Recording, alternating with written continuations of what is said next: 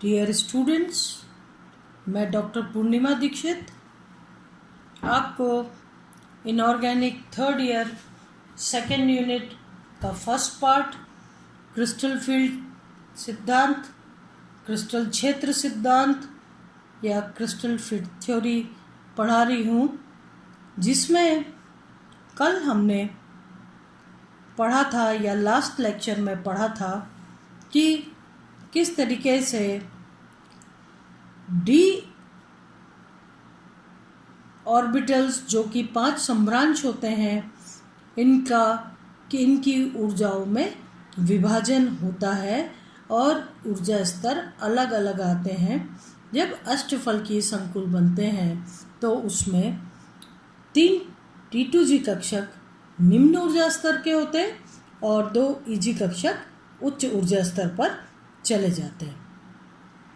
इस प्रकार आपने ये भी देखा था कि जब डेल्टा O का मान पेयरिंग से कम हो तो पहले इलेक्ट्रॉन डेल्टा O ऊर्जा को ग्रहण करके उच्च ऊर्जा स्तर पर चला जाता है। पहले सर्वप्रथम तो D1, D2, D3 इलेक्ट्रॉन्स में आपने देखा था कि तीनों के तीनों T2G कक्षक में आ जाते हैं और इस प्रकार से प्रत्येक T2G कक्षक में आने वाला इलेक्ट्रॉन 0.4 डेल्टा ऊर्जा का उत्सर्जन करता है और जबकि EG कक्षक में जाने वाला इलेक्ट्रॉन 0.6 डेल्टा ऊर्जा ग्रहण करता है। तो कल वीक फील्ड लिगेंड, वो लिगेंड जिसमें कि ज़्यादा प्रतिकर्षण नहीं होता और डेल्टा O का मान कम होता है, उन लिगेंड्स के बारे में आपने देखा था किस प्रकार से डेल्टा O का मान कम होता है पेयरिंग एनर्जी से, यानी युग्मन ऊर्जा से। तो इस प्रकार से ये आपने कल पढ़ा था कि D1, D2, D3 सिस्टम के लिए CFSE का मान, क्रिस्टल फील्ड स्टेबिलाइजेशन एनर्जी का मान क्या आता है और D1, D2, D3 सिस्टम के लिए, D4 सिस्टम के लिए 2 पॉसिबिलिटीज़ होती है, या तो इलेक्ट्रॉन निम्न ऊर्जा स्तर पर पेयरिंग करे और या फिर उच्च ऊर्जा स्तर पर चले जाए। ये बात किस चीज़ पे डिपेंड करती है कि डेल्टा O का मान क्या है या पेयरिंग का मान क्या है। अगर पेयरिंग ऊर्जा का मान अधिक होगा तो पहले इलेक्ट्रॉन उच्च ऊर्जा स्तर पर जाएगा डेल्टा O को एनर्जी डिफरेंस को पार करके, और अगर डेल्टा O का मान पेयरिंग से अधिक हो तो पहले पेयरिंग होगी। जब डेल्टा O का मान पेयरिंग से कम होता है, चौथा इलेक्ट्रॉन ऊपर जाता है EG लेवल पे, 0.6 डेल्टा O ऊर्जा का अवशोषण करता है और इस प्रकार से D4 सिस्टम के लिए CFSE का मान 0.6 डेल्टा O रह जाता है। D5 सिस्टम में 5वां इलेक्ट्रॉन फिर से EG लेवल पर आता है और डेल्टा O का मान 0 हो जाता है।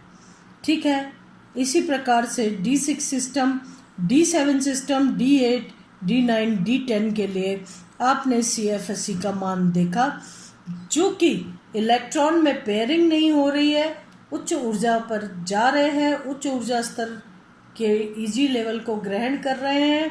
इसलिए जिसको वैलेंस बॉन्ड थ्योरी ने बाह्य कक्षक संकुल कहा, उसको क्रिस्टल फील्ड थ्योरी ने उच्च चक्रण के संकुल या चक्रण मुक्त संकुल नाम दिया।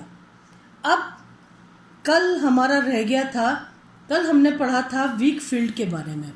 वीक फील्ड लिगेंड में किस तरीके से इलेक्ट्रॉन्स भरते हैं और क्या डेल्टा O का मान आता है। आज हम स्ट्रॉन्ग फील्ड लिगेंड, यानी यदि लिगेंड प्रबल हो उस कंडीशन में अष्टफलकीय संकुलों में किस प्रकार से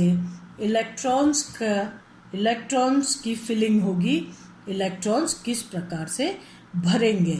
जब भी स्ट्रॉन्ग फील्ड लिगेंड्स होते हैं, यानी इलेक्ट्रॉन जो बहुत अधिक स्ट्रॉन्ग होते हैं, उनमें और डी कक्षकों में अधिक प्रतिकर्षण होता है और ऐसी कंडीशन में डेल्टा ओ का मान अधिक होता है पेयरिंग से।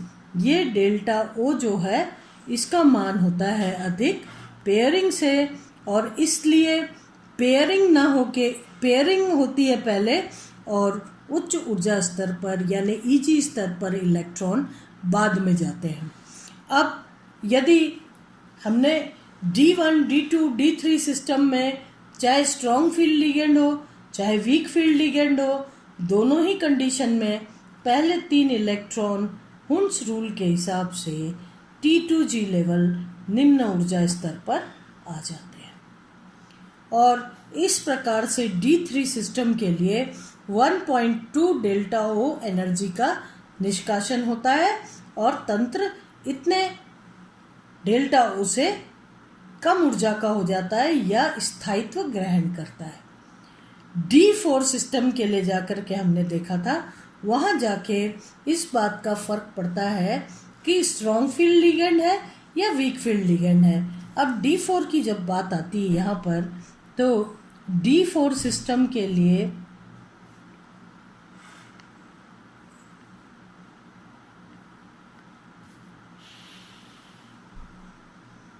D4 सिस्टम के लिए चौथा इलेक्ट्रॉन कहाँ जाए।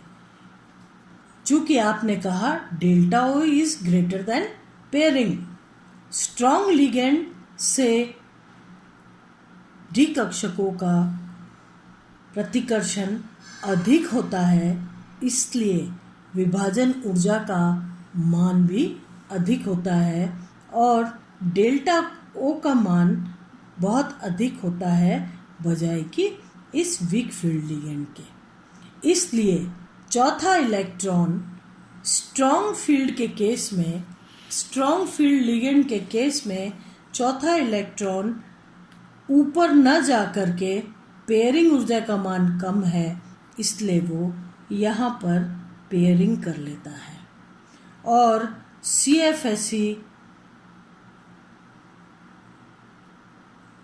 का मान D4 सिस्टम के लिए आता है, कितना होगा 0.4 4 चौक 16, तो ये हो गया 1.6 डेल्टा O।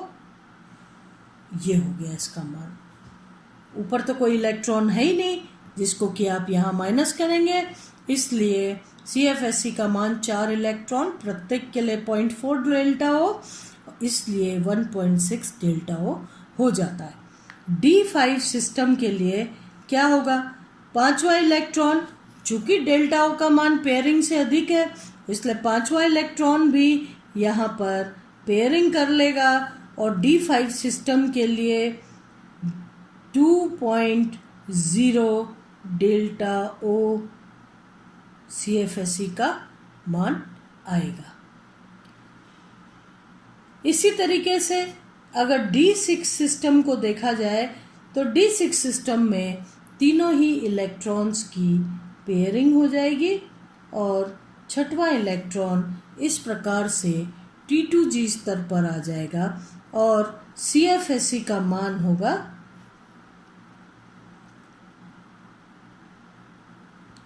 2.4 delta O।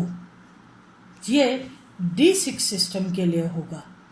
तो यहाँ पर क्रिस्टल फील्ड स्टेबिलाइजेशन एनर्जी बहुत अधिक है, इसलिए वो तंत्र जिसमें कि D6 सिस्टम है और स्ट्रॉन्ग फील्ड लिगेंड्स हैं, स्ट्रॉन्ग फील्ड लिगेंड्स के D6 सिस्टम वाले संकुल जो हैं बहुत अधिक स्थायी होते हैं।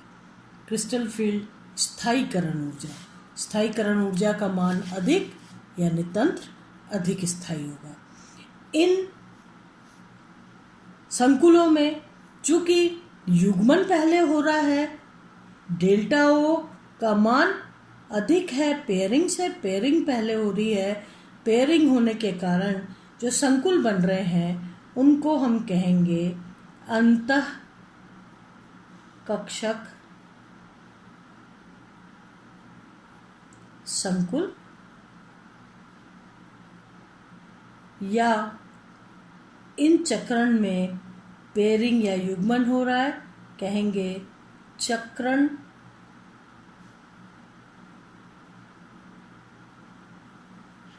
युग्मित संकुल या फिर निम्न चक्रण के।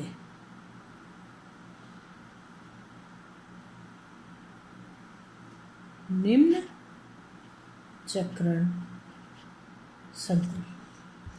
तो यहाँ पर स्ट्रॉन्ग लिगेंड्स हैं। वैलेंस बॉन्ड थ्योरी में भी आपने पढ़ा था Fe6 के केस में, Fe6 3- के केस में किस तरीके से 5 इलेक्ट्रॉन जो साधारण आयन में पांचों डी कक्षक में एक एक इलेक्ट्रॉन थे और लिगेंड के साइनाइड लिगेंड के पास आने पे उनका युग्मन हो जाता है। इस प्रकार से 2 Eg कक्षक खाली हो जाते हैं D2sp3 संकरण के लिए। यहाँ पर वही बात है, आप देखिए यहाँ पर स्ट्रॉन्ग फील्ड लिगेंड है, डेल्टा O का मान अधिक है, पेयरिंग्स है, इसलिए पहले T2G कक्षकों में पेयरिंग हो गई, स्टेबिलाइजेशन एनर्जी का मान ये निकल के आया। ये सारे ही चूंकि चक्रण युग्मन हो गया है चक्रण का, इसलिए चक्रण युग्मित या निम्न चक्रण के संकुल कहलाते हैं, जिन्हें वैलेंस बॉन्ड थ्योरी ने अंतःकक्षक संकुल कहा। अब D7 सिस्टम में आप देखिए कि CFSE का मान 2.4 माइनस 0.6 ये आएगा। जो 7वां इलेक्ट्रॉन है यहाँ उच्च ऊर्जा स्तर पर चला जाएगा और CFSE का मान हो जाएगा 2.4 delta O minus 0.6 delta O, और ये हो जाएगा 1.8 डेल्टा O। D8 सिस्टम के लिए क्या होगा? CFSE का मान 1.8, 8वां इलेक्ट्रॉन फिर ऊपर जाएगा जो 0.6 ऊर्जा का अवशोषण करेगा। इस प्रकार से CFSE का मान हो जाएगा 1.8 माइनस मतलब 2.4 माइनस 1.2, यानी हो जाएगा ये 1.2 डेल्टा O। D9 सिस्टम के लिए 9वां इलेक्ट्रॉन कोई जगह नहीं खाली है, वापस यहाँ पर युग्मित होगा और CFSE का मान होगा 2.4 minus 1.8 that is 0.6 delta O। ये CFSE का मान आएगा और D10 सिस्टम के लिए ये हो जाएगा 0। तो वीक फील्ड लिगेंड के लिए भी D10 सिस्टम के लिए डेल्टा O का मान 0 होता है, D9 सिस्टम के लिए 0.6 होता है, D8 सिस्टम के लिए 1.2 होता है, लेकिन बाकी मान दोनों में अलग अलग आते हैं। जहां वीक फील्ड लिगेंड में पांचों कक्षक में T2G और Eg सभी में डेल्टा O का मान कम होने के कारण पहले एक एक इलेक्ट्रॉन आता है। वहीं अगर स्ट्रॉन्ग फील्ड लिगेंड है तो चूंकि डेल्टा O का मान अधिक होता है, इसलिए पहले लोअर एनर्जी लेवल पर T2G लेवल पर युग्मन होता है और उसके बाद इलेक्ट्रॉन उच्च ऊर्जा स्तर पर जाते हैं। D10 सिस्टम के लिए CFSE का मान 0 होता है। तो इस प्रकार से ये अष्टफलकीय संकुलों की बात है। कौन से लिगेंड स्ट्रॉन्ग होंगे, कौन से लिगेंड वीक होंगे, ये स्पेक्ट्रोकेमिकल सीरीज के द्वारा CFSE में लिगेंड के बारे में भी बताया गया। जबकि आपने पढ़ा है कि वैलेंस बॉन्ड थ्योरी जो है उसमें लिगेंड के बारे में कुछ भी नहीं बताया गया, जो कुछ बात की गई है वो सिर्फ धातु आयन के बारे में बात की गई है। धातु आयन से वैलेंस बॉन्ड थ्योरी में जहाँ कहा गया कि हाइब्रिड ऑर्बिटल्स बनेंगे और अतिव्यापन होगा, वहीं CFT उस बात को नहीं मानती। न तो कोई इसमें अतिव्यापन जैसा परिघटना होती है, सीधा सीधा जब भी संकुल बनते हैं तो अलग अलग अक्ष पर से लिगेंड्स आते हैं, डी कक्षकों में विभाजन होता है और इस प्रकार से संकुलों का निर्माण होता है। आज हम यहीं पर समाप्त करते हैं। अगले लेक्चर में हम चतुष्फलकीय संकुलों में CFSE का मान, सबसे पहले तो चतुष्फलकीय संकुलों में डी कक्षकों का विभाजन किस प्रकार से होता है और कौन से कक्षक निम्न ऊर्जा स्तर के होते हैं और कौन से कक्षक उच्च ऊर्जा स्तर के होते हैं, और फिर इलेक्ट्रॉन का डिस्ट्रीब्यूशन और क्रिस्टल फील्ड स्थायीकरण ऊर्जा के बारे में पढ़ेंगे। साथ ही स्पेक्ट्रोकेमिकल सीरीज के बारे में भी पढ़ेंगे। धन्यवाद।